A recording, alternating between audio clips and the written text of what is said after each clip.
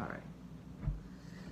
So maybe a fun fact about me is, because I don't know if everyone does this. I'm sneaking suspicion that they do, but I don't know that for sure.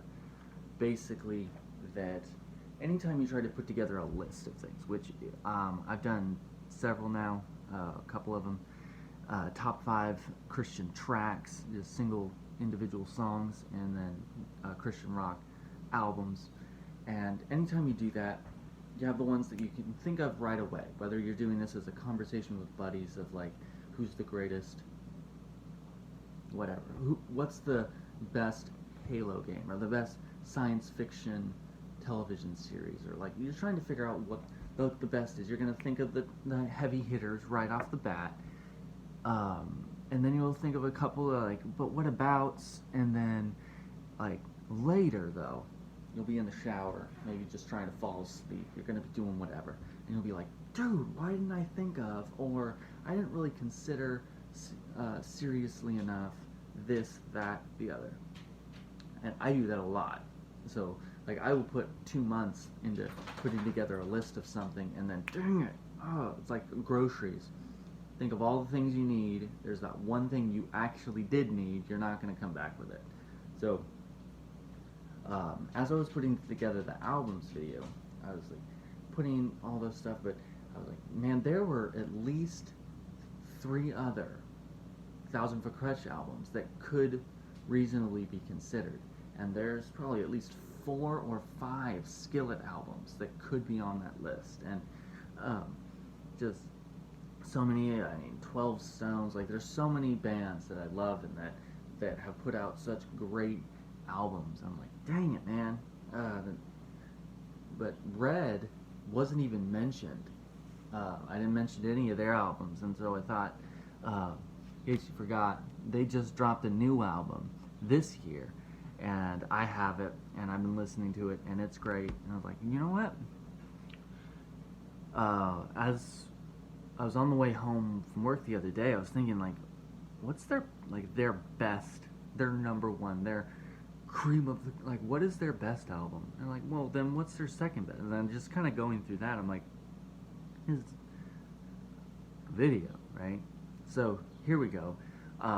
If you didn't know, they have 7 albums. And so I'm just going to do a top 5 countdown of theirs, in which, so it means 2 are going to get left off. I'm not going to, they do have a live, like a concert album, not going to include that either. So technically there's been 8 that have been released by them. Only 5 of them will be ranked here today. Alright, so with all that aside, let's start off with number 5, and it is, in fact, the new one, partially due to the fact that it is just new. As I listen to it more, it may jump up the list, maybe, but basically I'd say, like, if you've heard their music, and you've heard Innocence and Instinct, you've heard Of Beauty and Rage, then this will sound very familiar to you. The End of Silences will kind of, but in a lot of ways, like, it kind of harkens back to what, like, their biggest, their most popular sound in a lot of ways. But it's good. I've enjoyed it a lot, like driving to and from work, listening to it, and highly recommend it coming out. And you like going, like ordering it or whatever it is you need to do. I know it's on Spotify. I know it's on like whatever. Go out there, get it. It's good. So that's number 5. Number 4 is this one right here, which is Of Beauty and Rage.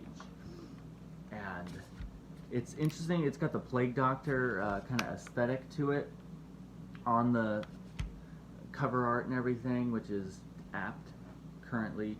I love the aesthetic of this album. I love the way it sounds and the way it feels. It's like a whole thing, listening to it beginning to end.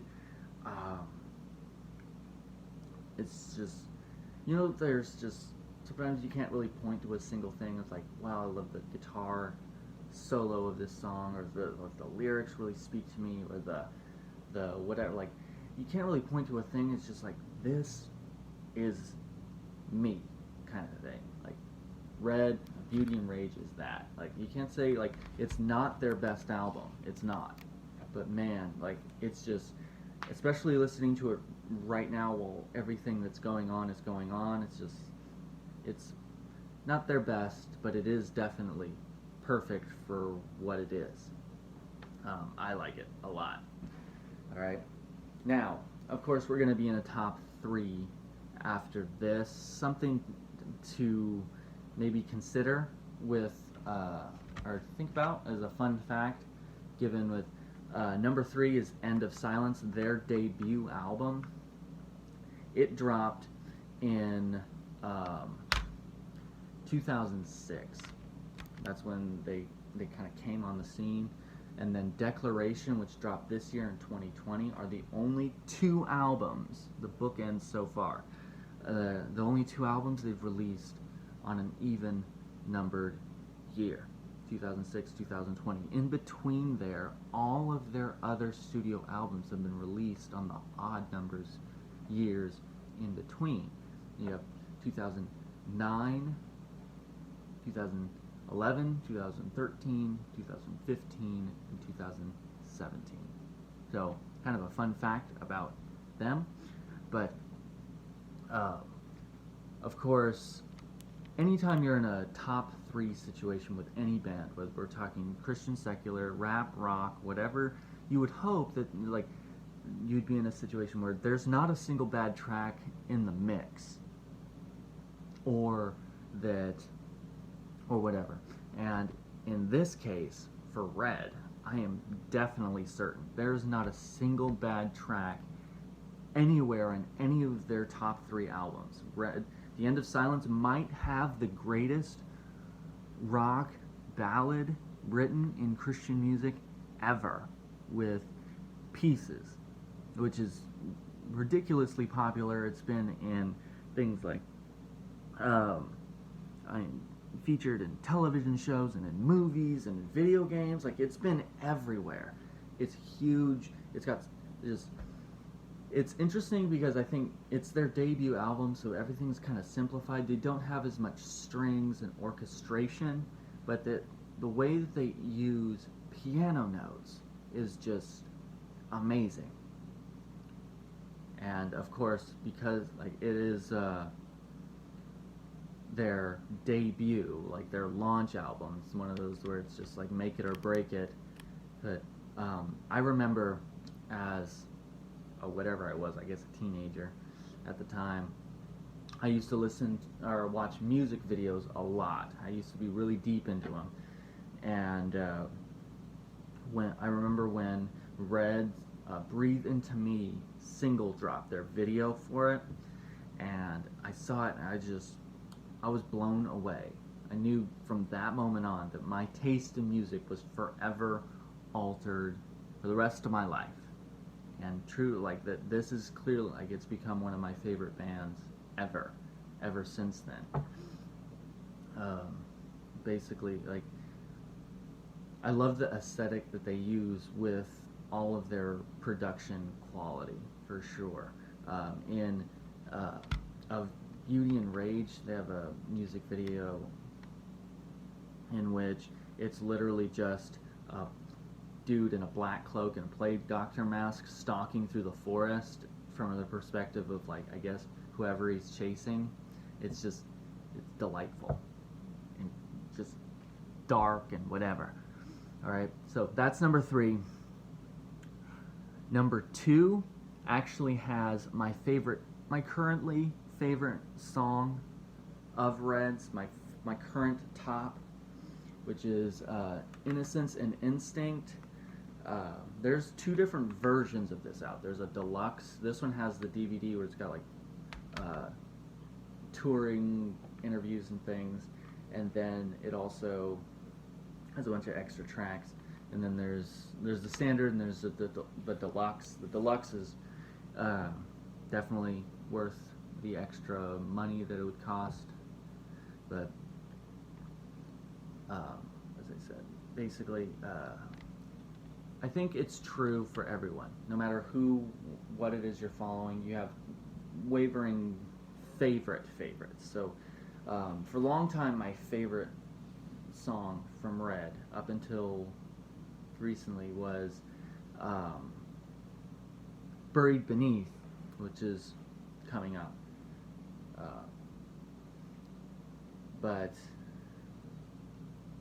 and then for a long time it was Lost from End of Silence, and like you have a favorite and then whatever. Well, I was listening to Innocence and Instinct on the way to work probably a year ago, and the song Forever came on, which, I mean, I've heard this album probably 100 times before this, but for some reason that song came on, and it's like I'd never heard it before, which I know is not true, and just for some reason it kind of just stole the thunder, I guess. It definitely is my favorite Red currently, and the way that it's comprised in the album, where it's placed, is just perfect to kind of lead right up into it. But anyway, Innocence and Instinct, get the deluxe edition, it's worth it. With that, before I get to the number one, like I said, there's two others, Gone, and there's another called Release the Panic. It's almost, you can kind of feel like the essence of like, I want to say like Demon Hunter in that album. I'd say it's very, very different. Both of them, like, if you distilled like the really hard kind of screamy rock elements of Red, and then you took the orchestration and you took like that synthesized kind of stuff that they add into the background of a lot of their music, took both of those two elements and distilled them, concentrated them, and then removed them from their music, you would have, on the one hand, the synthesized stuff, that becomes Gone, and then on the other side, the screamo rock kind of thing becomes Release the Panic. And if that's what you're into, either one of those, pick up those albums. They're good. Didn't quite make this list because they're definitely not as good as the other stuff on the table here. But so that's the aside. Number one, without any further ado, is Until We All Have Faces, and this is my favorite for multiple reasons. Number one, it's their best album. I don't know if there's even anything to even discuss about that, or like anyone would even disagree with me. There's not a single bad song on this album. And like I said, you would hope with any like top three of any band, Metallica or just whoever, like you would hope with the top three of any band, you wouldn't have any bad tracks. But specifically this album, I could listen to it on repeat, which I've done, listen to it on repeat over and over and over again and never get tired of it. It's amazing. But an interesting fact about this album in particular that sets it apart from some of their others is that there's no intro track. If you listen to even the End of Silence, Innocence and Instinct has the canto, A Beauty and Rage has the descent and then the ascent at the end. Red is kind of known for, maybe I guess, for having those like little instrumental kind of ramps in and out of their music, which I think, like I said, this one is one of their, I think it's their third studio album, if I'm thinking correctly. It's the only one that just goes straight into the music. Gone has a thing in it, and then Declaration also does not have any kind of audio ramp. That's just the only two. And so I think where we are in music is that because people have gotten this buffet ability with music, that you can just go onto Spotify, listen to the ones, add the ones that you like to your playlist, skip around and whatever. I have a feeling the idea of those little audio ramps is kind of dead now, because those are only valuable if you buy the whole album and you listen to it beginning to end, because they kind of create an like a soundscape, like an atmosphere around the music. But because people don't really listen to music that way anymore, unless you're an idiot like me,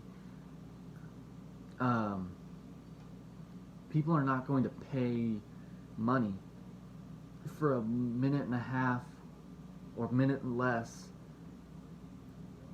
track with no lyrics in it. It's not like where NF, he does the intros, but he's just kind of setting up the record with almost a freestyle rap.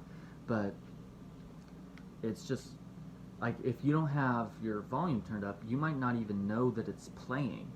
They're so soft and whatever. So I have a feeling that concept is kind of like an RIP maybe.